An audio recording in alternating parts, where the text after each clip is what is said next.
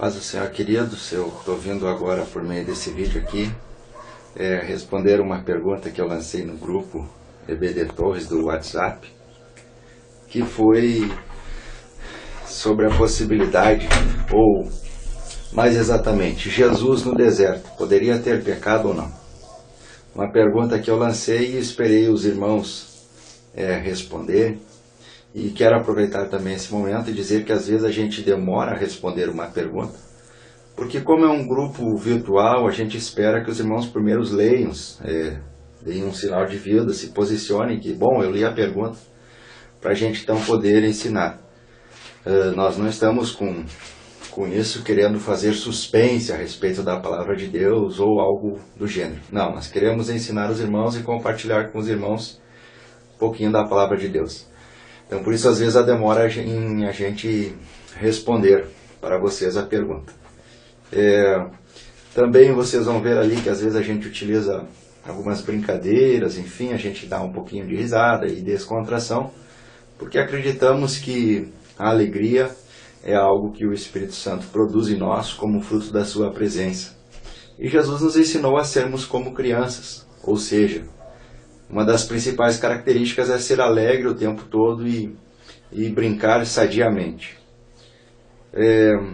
Quero também dizer para os irmãos que sempre que lançamos uma pergunta, não é para que haja um debate, um embate, enfim, provar quem sabe mais, quem sabe menos, ou coisa do gênero. Não, nós lançamos a pergunta para que nós possamos aprender juntos. E eu lancei essa pergunta exatamente porque tem tudo a ver com o trimestre que nós estaremos adentrando, estudando na escola dominical agora, a partir do próximo domingo, agora domingo de Páscoa, nós vamos estar adentrando, e tem tudo a ver exatamente com isso, Jesus, o homem perfeito, apresentado por Lucas.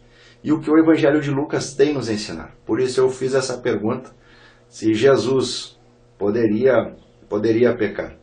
E começaram-se os diálogos, e eu quero aqui responder para os irmãos, de forma muito breve. Eu não vou abordar profundamente, enfim, o assunto, e eu deixo para nós, durante o trimestre todo, nós aprendermos com o Evangelho de Lucas. É interessante a gente pensar, a primeira coisa importante a gente pensar sobre a origem da tentação, da onde ela vem. E a Bíblia é bem clara.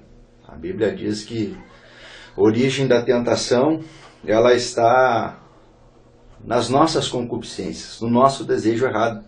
A Bíblia diz lá em Tiago, no capítulo 1, e o versículo 14, que as tentações vêm sobre nós a partir dos nossos desejos egoísticos, da nossa concupiscência. Não há tentação, não há outra origem, não há outra fonte de tentação a não ser nossa concupiscência. Mas é importante nós prestarmos atenção que a Bíblia também diz, em 1 Coríntios, capítulo 10 e versículo 13, assim, não há tentação senão humana, ou seja, a origem da tentação é no ser humano. O ser humano é que pode ser tentado. A Bíblia diz ainda em Tiago, capítulo 1 e versículo 13, que Deus não pode ser tentado. A Bíblia está sendo enfática, está sendo clara. Quem pode ser tentado é ser humano. Então a primeira coisa quando Jesus chega no deserto, ele é tentado como ser humano. Ele vem com um propósito específico. Naquele momento ele está mostrando, provando a sua humanidade. Ele não está provando ali que ele era Deus. Ele entra no deserto como homem. Ele entra no deserto para ser tentado como homem. Então isso é muito, muito importante nós termos em mente isso. E tentação é coisa do homem, é humana. Deus não pode ser tentado. Logo, Jesus no deserto não poderia ser tentado como Deus. Ele não poderia em momento algum ser tentado. Então, quando a Bíblia está dizendo isso, está apresentando Jesus ali como o homem que é tentado e poderia pecar como homem, não como Deus, mas como homem sim. E nós vamos entrar nesse assunto mais sobre a natureza de Cristo. Nós vamos entrar mais no próximo trimestre aí. Então, por isso eu deixo o convite para vocês a estar juntamente conosco nas escolas dominicais dos domingos. Mas, continuando, A Bíblia diz que Jesus em tudo foi tentado. Está lá Hebreus 4:15. Em tudo. A Bíblia não diz em algumas coisas, a Bíblia diz em tudo. Se Jesus em tudo foi tentado, é porque ele era homem. E sim, como homem, não como Deus. Como homem ele poderia ter pecado, não como Deus. Mas Jesus Cristo está se colocando nessa posição porque ele quer nos ensinar algumas coisas. Para nós, igreja, para nós que seríamos salvos, ele queria ensinar como agir como homem, como ser humano sobre a face da terra em obediência a Deus. Ainda em Hebreus também, capítulo 5, versículo 1 ao 3, diz que Jesus só pode ser sumo sacerdote nosso, porque assim, a mesma forma que o sumo sacerdote do Antigo Testamento, ele podia compadecer-se das pessoas porque ele mesmo era cercado de provações, de dificuldades, de tentações, Jesus agora pode ser nosso sumo sacerdote e interceder diante do Pai, porque ele também foi tentado, ele experimentou, ele sabe o que é isso.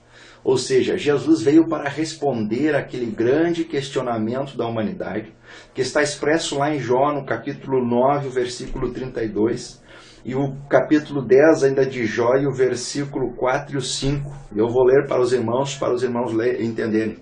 No Jó 9, 32, assim: de fato, ele não é ser humano como eu, para que me seja possível rebater os seus argumentos e nos enfrentemos em juízo. Jó ainda 10 e 4 diz assim: porventura tem olhos de carne, enxerga como os mortais?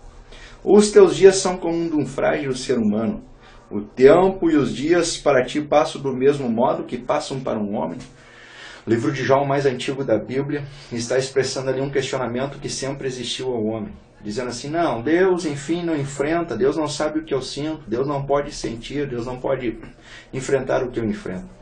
Por isso Jesus toma a condição de homem e vem à terra, para que ele possa então dizer assim, mostrar para nós que é possível viver uma vida na dependência de Deus, é possível retornar à presença de Deus e viver uma vida sem pecado, sem erros. João nos diz: se nós dissermos que não temos pecado, estamos mentindo e fazendo Deus mentiroso. Mas é importante nós lembrarmos disso, é importante nós lembrarmos que Deus nos ensina a sermos dependentes dele.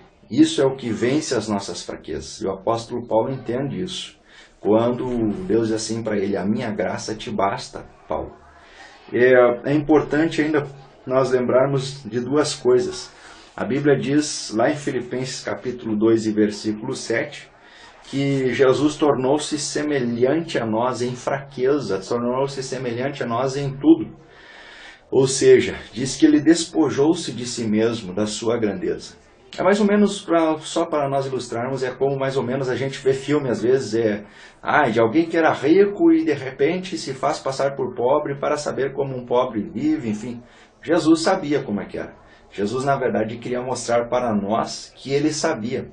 E que quando ele estava dizendo no Antigo Testamento que era possível viver uma vida de retidão diante dele, é porque era possível. Havia uma coisa que o povo judeu não havia ainda descoberto, que era andar em obediência, andar na dependência de Deus. Então Jesus, ele se despe da sua majestade, da sua grandeza e se torna homem. Por isso nós vamos encontrar Jesus no Rio Jordão. A Bíblia diz que batismo é para quem se arrependeu dos pecados, é sinal de conversão. Jesus não precisava se converter, porque Jesus não tinha pecados a ter. Jesus estava dando um ensinamento a nós, ele estava nos ensinando. Da mesma forma, por isso, o Espírito Santo, naquele momento, ele vem na forma corpórea de pomba.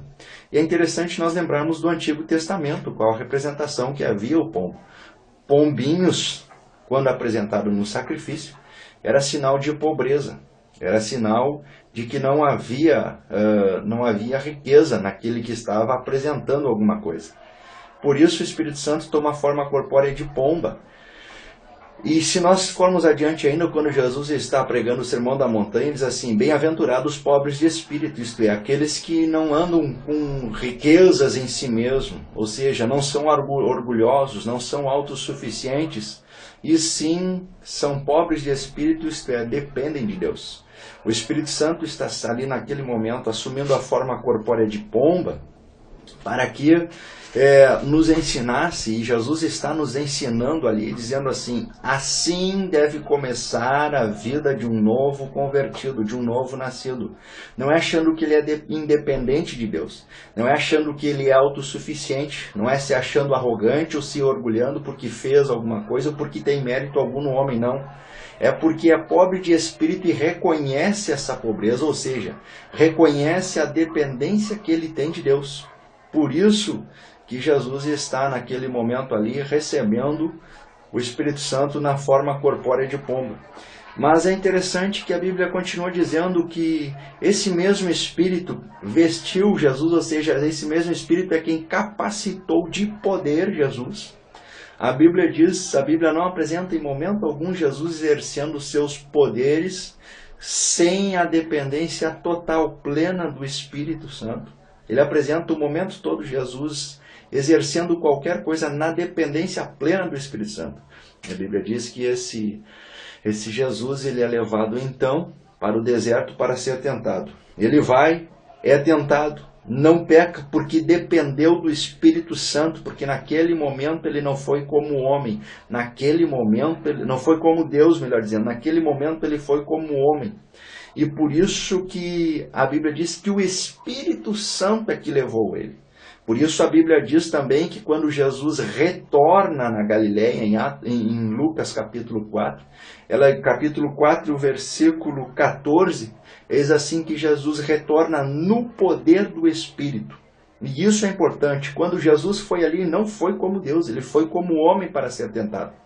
Mas ele foi como homem cheio do poder do Espírito Santo. Ele foi como homem vestido pelo Espírito Santo. Ele foi como homem na dependência do Espírito Santo. Jesus foi ali para provar, para mostrar para nós, para a humanidade toda, de todos os tempos, aquilo que depois ele falaria por intermédio de Pedro, dizendo assim: resisti ao diabo e ele fugirá de vós. Seria bonito Jesus falar se ele não tivesse feito, mas ele primeiro fez e depois ele disse para fazer. Primeiro ele mostrou que era possível e depois ele nos orientou que assim fizéssemos. Então Jesus volta.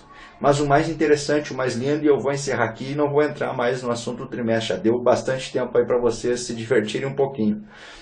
O mais interessante é que em Atos capítulo 2 e o versículo 33 diz assim, que Jesus derramou o mesmo Espírito que havia sobre ele recebeu do Pai, ele derramou sobre a igreja e está disponível para nós até hoje. Ou seja, quer vencer? Dependa única e exclusivamente do Espírito Santo. Resista ao diabo e ele fugirá de vós. Amém.